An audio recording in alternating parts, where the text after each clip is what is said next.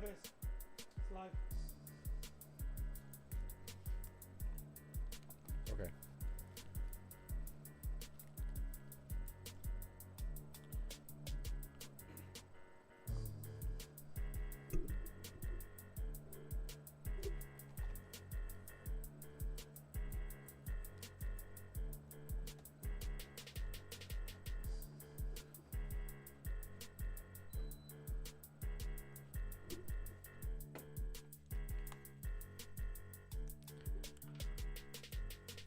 All right, guys, welcome to The MiddlesOpen. This is the Melee Observer, and you know what? It's very special because we are going to be covering a fight here in El Paso, Texas. Peter, who do we have on this main event card? We got Munguia, you know, the up-and-comer Mexican fighter. He's looking to have a chance to get a world title. So this is a big step in that direction for him. He's had multiple opponents for this fight. I mean, he's had like 5 opponents in the past like 2 months. They couldn't get a date, promoting and all, and he's going to be facing this guy, Szeremeta. Kamil Szeremeta. He is going to be fighting here in El Paso, Texas, like we said, and this is special because this is our hometown. Like Peter alluded to, this fight had been scheduled for an earlier date. Unfortunately, with everything that's going on in this world that we live in, they've changed the date multiple times. They've changed the opponent multiple times. So we finally have this fight here in El Paso, Texas, in the Don Haskins Center. Right now they're doing the introductions. The guy from Tijuana, Mexico, sorry. Tejano, you like that? Tijuana, Mexico, Jaime Munguia. I mean, he's a great fighter. He fights at 160. And this is a division that Gennady Golovkin once ruled, you know. Canelo Alvarez no longer fights at that division, and neither does Daniel Jacobs. But there is still that big name in Triple G. Oh, yeah, no doubt about it. But like I said, this is the man of the hour right now. This guy's trying to build a name for himself. He has a good resume already.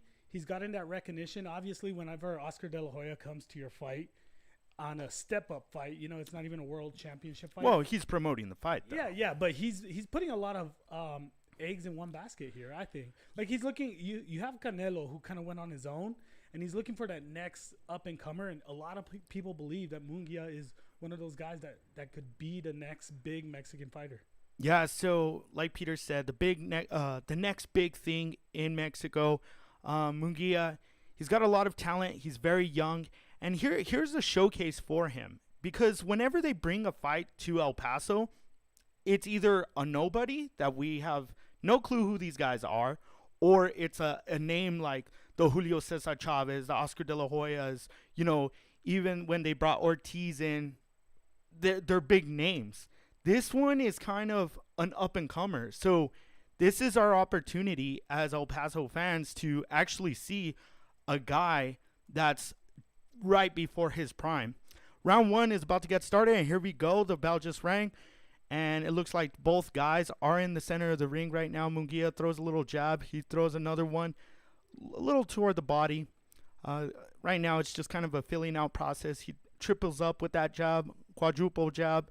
But right now, no significant punch in the first 30 seconds of this fight. And you got to remember, both guys, after seeing the last fight with Rosado, how they came out, you know, guns blazing. Rosado kind of stayed back, and he ended up winning, you know, with an ugly hook. And so, you know, after seeing that, both guys just kind of seem to, hey, we got to stand our ground, but keep our guard up. So what Szeremeta is doing right now, he's just trying to, you know, like I said, it's a filling out process, but Szeremeta looks to be the smaller guy. Munguia he looks big. His back itself is just like very, very wide. He looks like he's carrying a lot of power behind those arms of his. Szeremeta, he keeps on crouching down, up and down, moving left to right. It looks to me that Szeremeta at this moment has a little bit more movement, just trying to avoid the big punch from Munguia. So I know a lot of people are criticizing that Szeremeta is a nobody, but he did stand with Golovkin for a while. And, of course, he lost to Golovkin. So what do you think about this matchup, Abel? Well, I like this matchup because, okay, we're talking about Munguia being the next big thing, right? He's still young right now. when you're building up a fighter, you can't just throw him into the wolves, you know? Right now, Munguia, he just landed a nice little hook to the right side of Szeremeta's cheek. And, you know, when you're trying to build up a fighter, yes, you want to test them, you know? But at the same time, you don't want to throw him into the wolves. You don't want him to suffer a loss. You know, it's boxing is very different from other combat sports that are out there. You know, both boxers using the jab pretty well. You know, Munguia, he's been pretty accurate with it. He's going towards the body now. You know, he kind of switches it up. But Szeremeta, he's got a pretty good jab himself. Yeah, Szeremeta just landed a nice little jab to Munguia's face. Munguia follows up with a left hook and a straight right hand. Doesn't land, but he's definitely showing his power right there. Every time Munguia throws a punch, Szeremeta is covering up. Man, the size difference is just really noticeable, except Munguia looks like a 12-year-old boy by his face. Yeah, Munguia definitely the one showing his youth. But he's big. He's a big guy. Like Peter said, Munguia looks like a natural guy, a natural middleweight. 160 is what they're fighting at today. And Szeremeta kind of looks like, you know, almost like a welterweight compared to Munguia. First round just ended. No significant punch, really. But I would say Munguia got the better of the exchange. Yeah, I mean, there wasn't much there, you know, feeling each other out. Szeremeta standing his own ground as well. No significant punches. It was more jabs, straights, a couple of hooks and all, but nothing crazy. Babyface Munguia right there, you know, taking some pointers from his corner. Right now, as the two men are sitting at their corner, they give a nice little Truly advertisement. And you know what? I kind of like this, Peter. You know, usually back in the day, we used to see the ring girls going in and out of the ring. But now, boxing is like evolving into this commercial sport, you know? Yeah. You know what's funny? I was looking at the referee. It looks like they just got him from downtown. And then I didn't even see the referee in that round. Like, was he just sitting in the corner the whole time? I think that's, what's his name? Rafael Ramos. He's a Hall of Fame referee, dude. Yeah, I know. He's one of the better guys. He's not one of... He just lets him fight. He just stays in the corner. Well, yeah. He pulls up a seat and everything. Yeah, no. That's what it's all about. Munguia lands a nice little hook to the body. Now he's backing him down. But Szeremeta is not going to be back down. He's actually going to throw a little combo of his own. But right now, as Szeremeta is throwing these punches, they don't have any effect. Yeah, some sneaked in and actually tapped Munguia. And I say tap because that's kind of what it looks like every time he lands a punch on Munguia's face. Well, they're starting to open up. They both have their gloves up, but they're sneaking some punches in. Munguia landed. He went with the hook right there. So this was one of the critiques of Munguia. He's a young fighter, and a lot of guys, a lot of analysts were saying that one thing you have to be careful with Munguia, if you're building him up, is he gets hit a lot. So Szeremeta is definitely going to have his opportunity to land some big punches.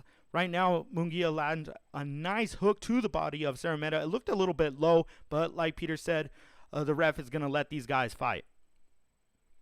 He's telling him, hey, give him a hug. And just as I say that, the ref steps in, and he's like, hey, come on, guys. He's like, hit him harder. Oh, see, that's the second time Munguia threw a punch to the lower half of the... that's a third one.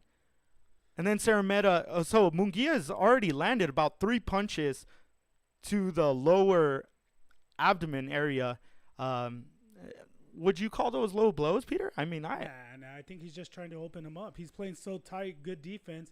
You got to start going towards the body, you know. Okay, Munguia is definitely showing his power now. He throws some big power punches. Left hook, right uppercut. Nothing really landed. Even though it was partially blocked, Szeremeta definitely feels those. Yeah, he's starting to throw those uppercuts pretty well. A minute left, second round. I don't know, man. I think Munguia's gonna knock him out in the next 2 rounds. Oh, Munguia is the heavy favorite in this fight. I'm not a betting man, the betting odds or anything like that.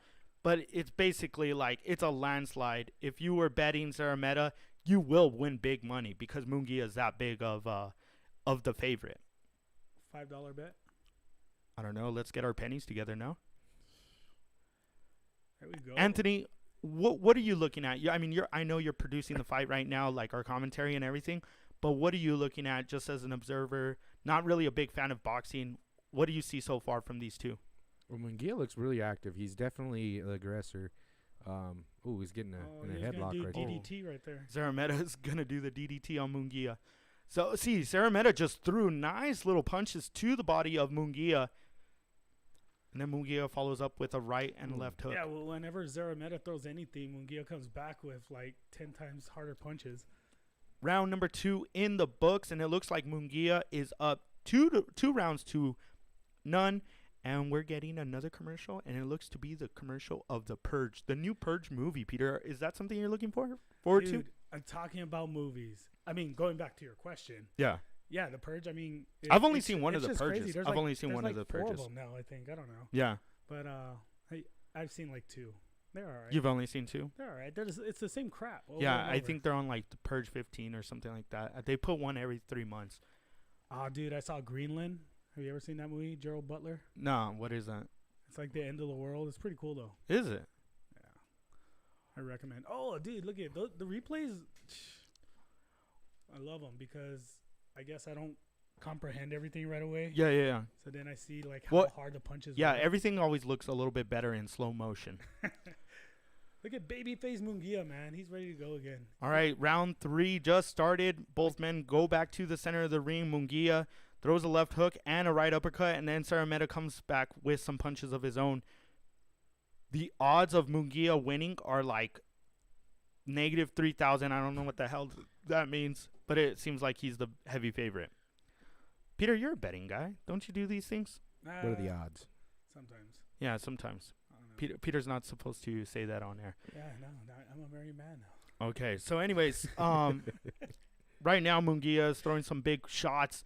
Nice power punches, landed 3 of those.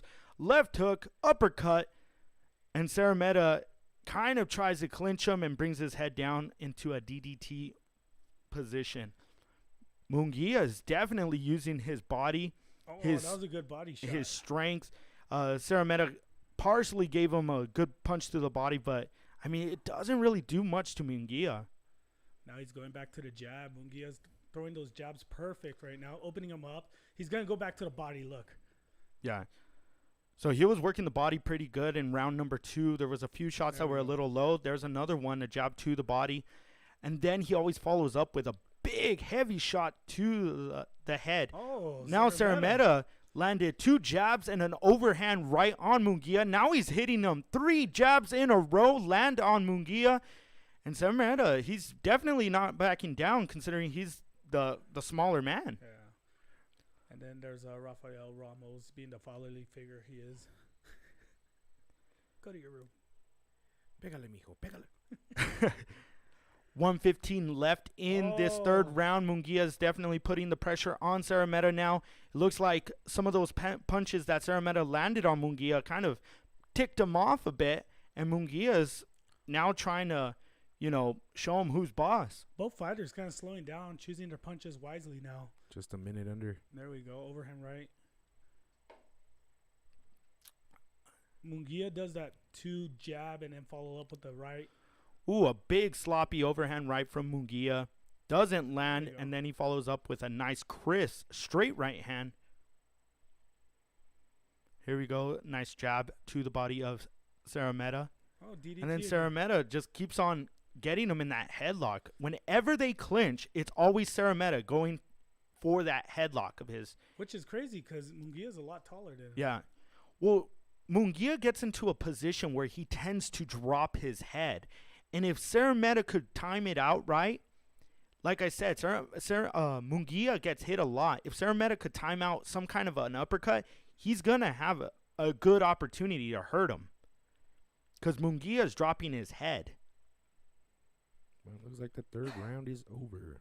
The 3rd round is over, Anthony. And it looks to be, I don't know, Peter. I have it 3-0. What do you say? Yeah, I'd say the same. I mean, Szeremeta is getting his shots in. It's not a bad fight at all. But yeah.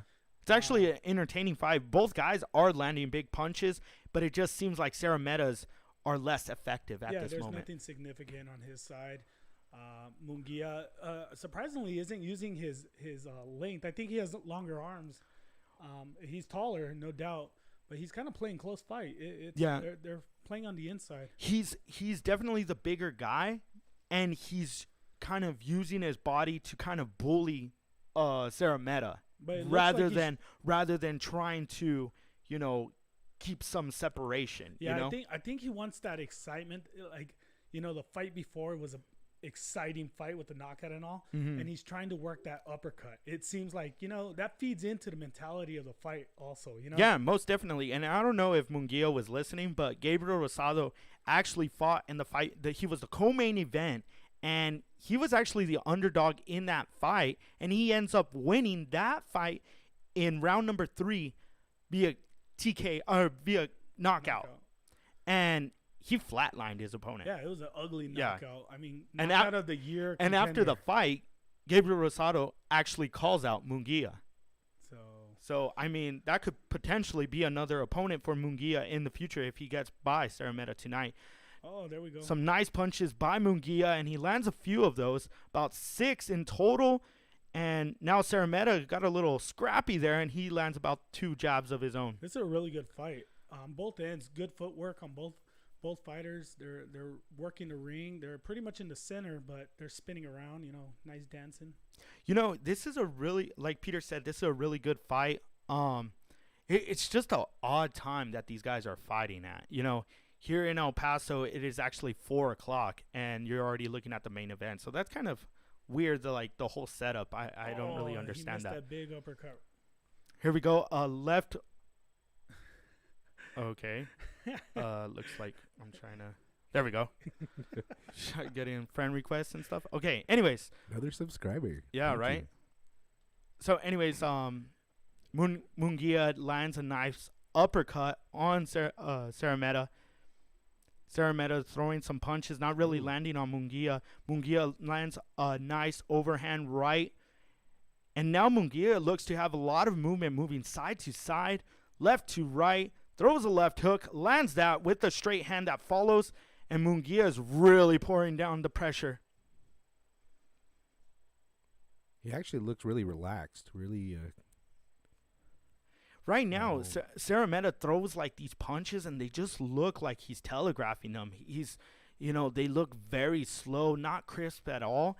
Yes, he's landing, but they're not really affecting him. Munguia lands a big uppercut, and you could see Szeremeta is kind of slowing down, but he's still landing punches, Peter. Yeah, but he's reaching. Look at how he's reaching. He's on the tippy toes. I don't know. He's not using his there height. You go. A big shot, big right hand from Szeremeta. Oh, there we go. And then Munguia follows up with about 4 punches. 2 of them landed.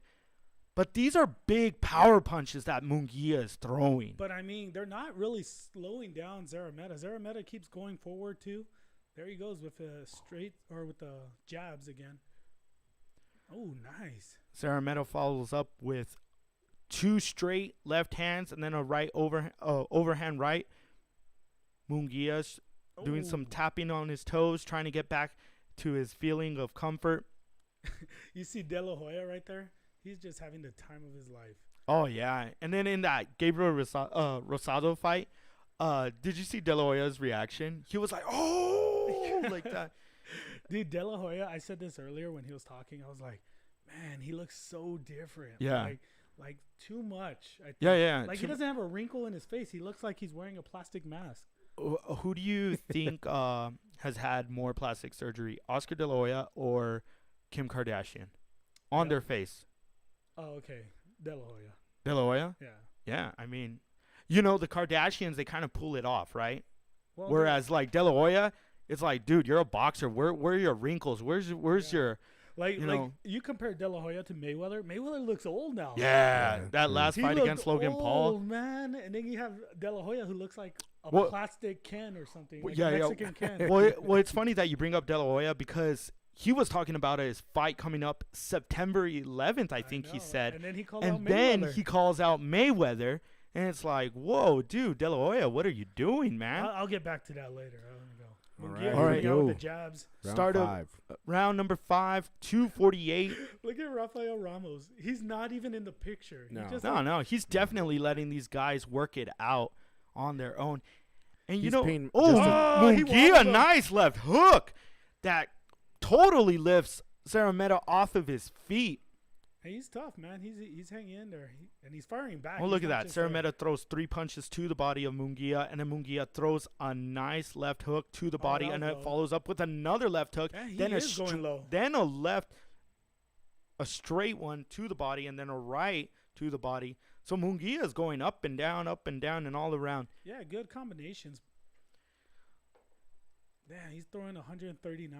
139 punches thrown from Munguia. 66 have landed. 29 have landed for Szeremeta, and he's thrown 70. Both guys are over 40% landing. Munguia at 47% and Szeremeta at 41%. So these guys are definitely landing at a very high rate. Oh, man.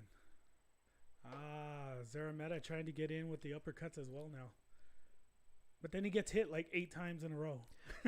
You know, this is a nice little fight. This is definitely not a boxing clinic. These guys are just throwing, you know? Ooh. Nice right by Munguia. So what do you say, Anthony? Knockout? I don't think so. No, you think it's going all 12? Yeah. Ooh, I think it's gonna be a knockout because right now Munguia is really working that body. He's gonna get tired. I'm gonna say 8. Oh, big uppercut maybe from Munguia. Maybe 7. Peter's like maybe 5, maybe 6, maybe 7. Who knows? There's gonna be a knockout. I'm going 8. But man, that was a big shot from Munguia. Abel, what round? I don't know. Round number 9. Let's go 9. I kind of want this to go a little like the distance. I mean, I don't. Me being a hometown guy, I would like to see the El Paso fans getting their money's worth. But right now, Munguia is on a mission to knock down Szeremeta. He lands about 4 punches right there, man. Munguia is definitely showing that strength of his. 30 seconds left in this round. And it's another clinch by Szeremeta. Munguia got a little pissed off there, and he throws a straight right hand. He follows up with a left hook. Szeremeta throws a straight of his own. Doesn't really land. Szeremeta's hands are down now, but I don't know if that's fatigue or he's been getting hit in the body. You know, I got to remind you guys, it's the 5th round, and, I mean, he's slowed down quite a bit, Szeremeta has. He looks more tired. Damn. And it's almost like I don't want to make the comparison to Canelo, but Canelo does a very good job of working the body, and then in about the 7th, 8th, 9th round, he starts unloading. Starts unloading with those big power punches to the head, and that's when he's been able to knock guys out. Well, and it looks like Munguia is doing the exact same thing, you know, kind of taking a page out of the Canelo playbook. Well, like I said, Szeremeta's had his hands pretty low, down on his waist almost, and you saw how Munguia was working his body, but I think he's tired too because he looks tired. He's a lot slower. He hasn't really had any oomph to his punches anymore. So earlier in the day, here and on the zone, there's a ring girl. There you go. Well, we'll get to the other fights right now. Both guys are going to be coming back in. Here we go. The start of round number 6, courtesy of those beautiful ring girls. Munguia's in the white and red trunks. And you know what? So is Szeremeta. They're both wearing white and red. Yeah. Who do you think's pulling it off, Anthony? Munguia, I think. Munguia? Yeah. He just looks better in his trunks? Man, he gets hit a lot. Yeah. They look cleaner. Like, look at the other ones. Looks like bloodstained chones. Bloodstained chones. Oh, Szeremeta says, I don't have bloodstained chones. Oh, man, and now he's coming back. Ooh, scam likely call trying to get in. Sponsors. Uh-oh. Here we go. Munguia throws a right hand to the body, right on the hip. And he's just coming from different angles. And now Szeremeta's complaining that was a little toward the kidney area. Okay, Ramos coming in. Nice body shots. Ramos is just like, I don't see anything. You guys keep fighting.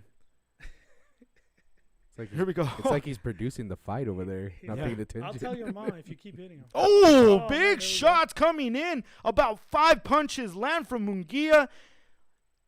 Szeremeta And firing back, Szeremeta is firing off, like Peter said, but I don't know, man. Munguia is really. Oh, and he pushes him back with his shoulder. He's I trying mean- to take it to the center of the ring. Szeremeta trying to push him back into the center. Munguia taking him towards the Oh, corner. there now. we go. Some Oh, more man. punches sneaking in. Ramos is going to stop it if he keeps getting Ooh, hit. like that. Munguia is landing some big shots on Szeremeta. Kind of stumbled him on that one.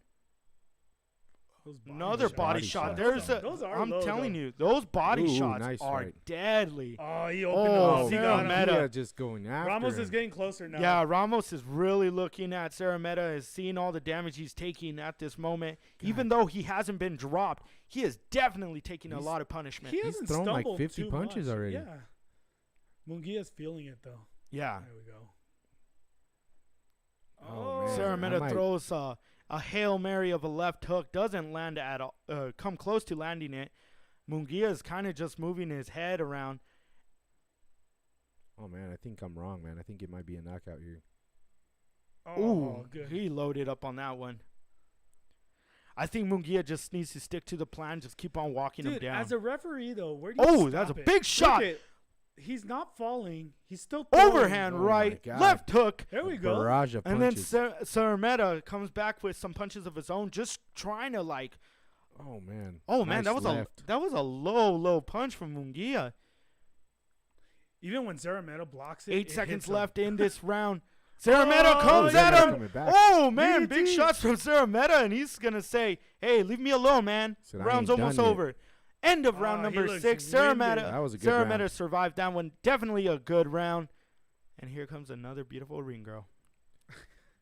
Abel, I don't know if you want to talk about our sponsors. Potentially, we were trying to get today, but Yeah, no, definitely. So if you guys are in the El Paso area, go ahead and go down to Sun Brewing in Canutillo, Texas. Guess what, guys? Pacific Street Lager. Pacific Street. What is the official name of it, Peter? Is it? Pacific Street Lager. yes. Yeah. Our boy Dave. Oh, and it looks like they're gonna called stop it. the fight. They called it. Szeremeta's gonna be sitting down when the fight is over, and it looks like, I don't know if his corner stopped threw it, in the towel. but He was just getting hit, beat up. there you go, guys. Szeremeta will not be coming out for round number 7, and Wow. Munguia definitely imposed his strength on Szeremeta, and he's gonna go home with the knockout. It was a good fight. My boy was. just messaged me. David messaged me. He's like, "What a fight!" It was a good fight, man. Yeah. Yeah, You gotta no, give it to Szeremeta. He was, but you know, there was obviously a difference in skill. What did Munguia show you though? Munguia showed me that he's got a lot of power. And he knows how to use his strength and his size to his ability. There's a In there's to a a problem. to He's a certain extent, yeah. though. Well, he's a true Mexican fighter. He goes out there, he kind of rumbles it up, Yeah. but no regard to his own safety because he got hit a lot by Yeah. a less talented Szeremeta. So along like in his career, as he fights people with more power and all, that could prove to be a big problem for him. No, so like, I mean, just watching that fight, definitely some pros for Munguia. Like I said, he is a guy with a lot of strength, great size. He uses it to his advantage. But at the same time, at this division, at 160, he is going to be going up against guys that have the power of Triple G. Granted, Triple G isn't the same fighter that he was 5 years ago, but he still carries power today. And if Triple G was to fight Munguia at this moment, Triple G would knock him out Well, because that goes to my Munguia- next question. Munguia gets hit a lot. Out of the 4 people that it showed like potential fighters, do you see Munguia beating any of them? Maybe Charlo. Maybe Charlo. Maybe Who Charlo. fights later on today? Yeah, he does fight. I guess. I think he's gonna need another fight though. I think he needs another Rosado? fight. Yeah, and I think Rosado would be the guy to fight because, yes, he was a co-main event tonight. He won by knockout in the third round.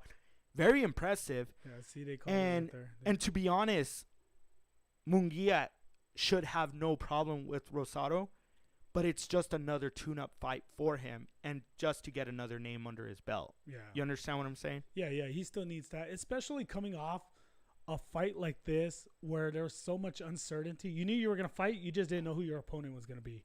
So, he wanted to give El Paso the fight. Obviously, it stayed in El Paso. It didn't change. The only thing that changed was the opponent and the date, and it kind of like flip-flopped around. I kind of wish that there would have been more promoting for it, since this guy is kind of, there's an up and coming, everybody's expecting him to be a more up and comer. But I mean, it was a decent turnout, great fight for him, great undercards for him. Yeah. So, he's obviously someone to keep an eye out. Peter, we got some comments here saying you versus Rosado would be a good fight. Oh, yeah, that would be a good one. Yeah.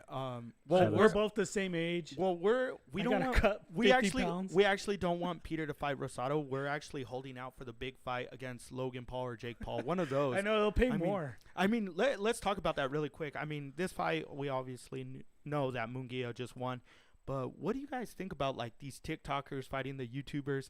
Hey, and how do we get into the mix of this stuff? I don't know, man. Like, I think I literally got to go to like his house and like throw rocks at his window. Oh, that's true. Like, so if somebody wants to fund my pick a fight, like take a shed in a bag and then leave it and burning. It on fire. Yeah. I mean, do that. Well, we have to try. Oh, they just showed the crowd. It's a decent crowd here in El Paso. Like, I mean, look at that. Look at the crowd. Yeah. It's a decent crowd. Yeah. I don't know if there's any restrictions. Are there still restrictions in terms everything's open. Everything's open now? I believe it's all UTEP facilities are 100%. But see, that's another thing you have to consider. When they put these tickets on sale, it was like 50% or something. Yeah, so maybe they had some problems trying to get these, Well, I know initially I was going to buy tickets. Then the date changed once. Mm-hmm. The opponent changed. Then the date changed again, and I was getting married. And then it changed again or something like that. So you're saying you shouldn't have gotten married? Yeah. No. Okay. I don't think she's watching anyways. But I don't know. I think it's a good fight for El Paso, for a guy like Munguia that, like I said, he's an up and comer. He's gonna be one of the big names in the future. But here's the thing this is the thing that kind of upset me. It's 4:30 here in El Paso. Why is the main event happening at 4:30? I believe there's another event tonight. In the Don Haskins Center? I believe that was the problem. Really? I'm not entirely sure.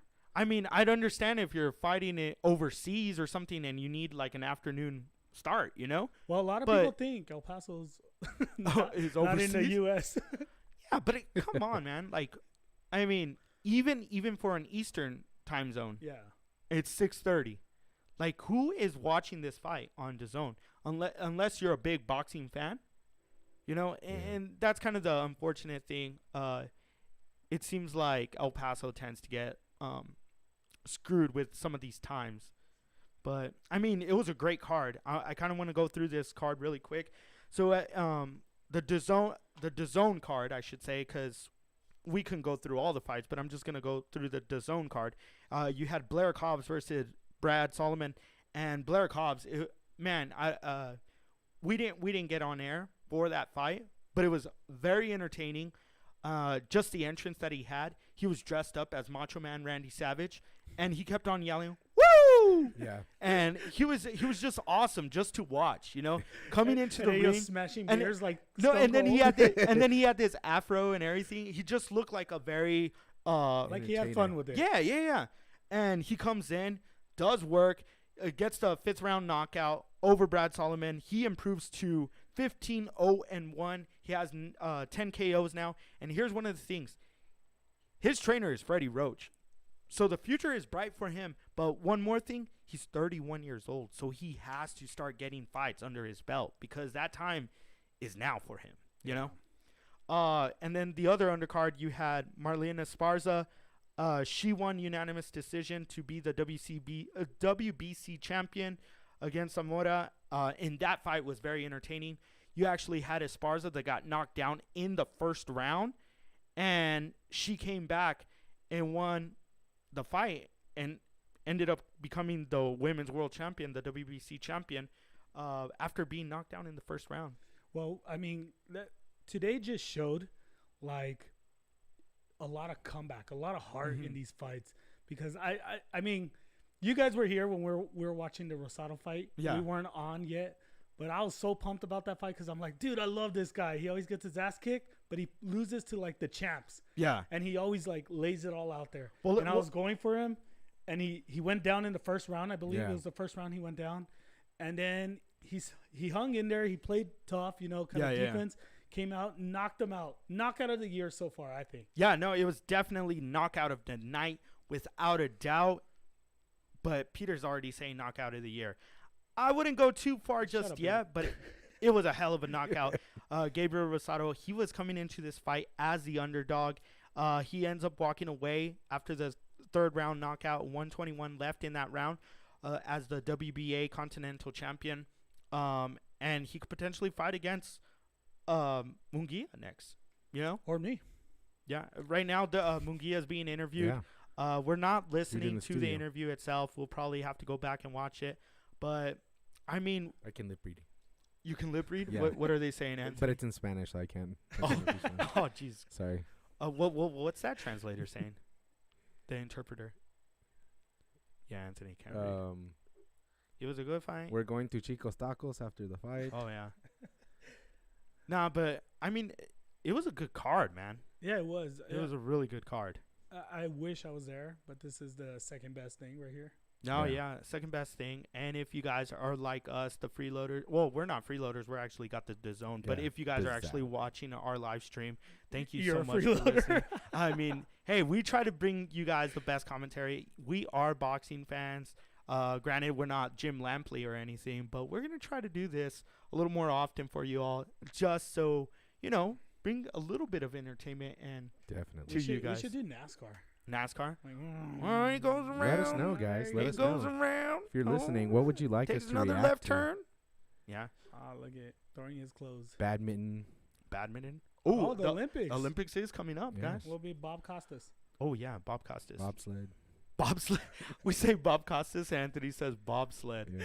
It's the summer. It's the Summer Olympics, Anthony. Yeah, man. Yeah, Jamaica's got the bobsled team. Nah, but going back to your question though about the TikTok people and YouTubers fighting. I mean, I don't know. Look at, obviously they make a buck. These guys put out stupid videos of throwing Gatorade bottles and all this stuff, and they make money. Yeah. Now you hear De La Hoya wants to fight Mayweather, like. Well, he said he was gonna fight Vitor Belfort or something like that. It's just like ex-UFC champion, and then it's just like these guys don't know anything else, and they see other people doing it, and it's like, why not make money? It ain't gonna hurt their legacy, I don't think. But is it bad for boxing? Like that's one of the big things. Like I saw Stephen A. Smith. He was like, "This is terrible for boxing." And well, here's the thing: it's not boxing. Yeah, it's entertainment. It's like WWE. It's entertainment. Yeah.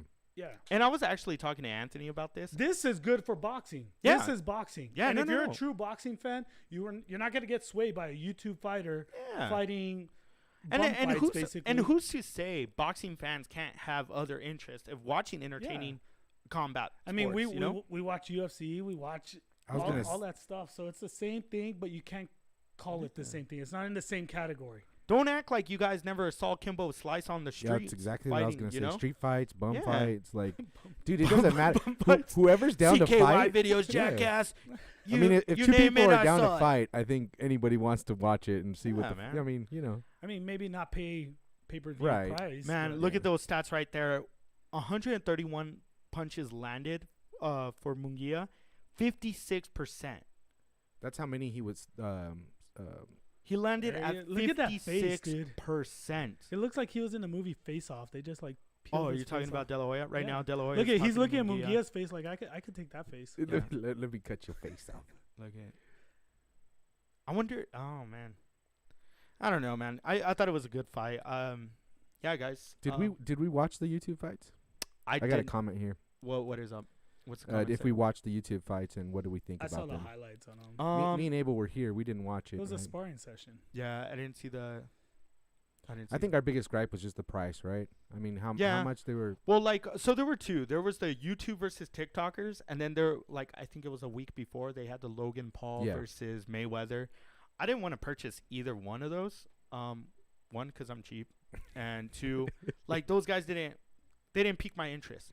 Now I'm gonna go back and like try to find a clip on the internet and stuff, but at that time I wasn't worried about seeing it like as it came in live. You know what I'm saying? What if they did? I would rather watch like a lucha libre of TikTok and YouTubers. That see like how they do like Raw versus SmackDown. They should do something like that. Well, I'm whatever, man. Fight to the death. All right. Before we wrap up this little segment that we have, this Melee Observer, this live fight night that we are actually producing at this moment, before we wrap up, what are your final words? Not only on this, but who you guys would potentially want to fight? You being considered a YouTuber or whatever. Oh, like out of this. Out of this. Oh, world, like in the world? Yeah. Well, fuck. If I No. But I'm talking about like maybe like some personalities out there, like YouTubers or Hey, you can't just say, I want to fight fucking. I want to fight Tyson Fury.